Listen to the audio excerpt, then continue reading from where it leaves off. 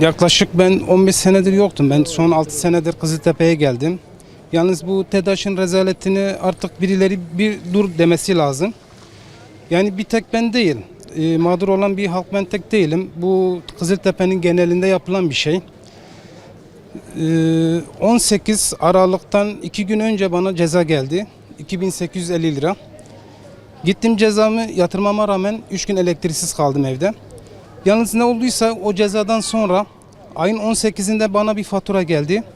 Ondan sonra 6 gün sonra ikinci fatura geldi. Cezamla 2 fatura yatırdım. Bu cezaları yatırdıktan sonra 7 Ocak'ta bana bir fatura daha geldi. 24 Ocak'ta bir fatura geldi ve en son 30 Ocak'ta bir fatura daha geldi. Savcılığın yanına gittim. Savcılık beni hukuk mahkemesine sevk etti. Oraya gittim. Oradan da dilekçe yazmamı istediler. Şimdi dilekçe için de dosya açmam gerekiyordu. Tekrar TEDAŞ avukatlığına gittim. Suç duyurusunda bulunmak için.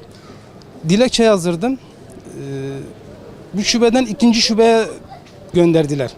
İkinci şubeye gittikten sonra beni Mardin'e yönlendirdiler. Mardin'e gittikten sonra tekrar Kızıltepe'ye gönderdiler. Yani kimse umursamıyor, kimse önemsemiyor. Buraların toplam tutarı ne kadar? Fatura 3000 küsür falan. Yani bir 2800 falan yatırdım. Bir son 3 fatura var. Yani ne malum yarın bir fatura daha gelmemesi. Dilekçeyi de 3-4 yere götürdüm. Kızıltepe'ye götürdüm, Mardin ile götürdüm. Kimse dilekçeye bakmadı bile. Artık bu zulme birilerinin bir son demesi lazım. Yani benim gibi yüzlerce halk mağdur durumda. Benim kiramın 2 katı elektrik geliyor. Yani bence bu bir zulüm.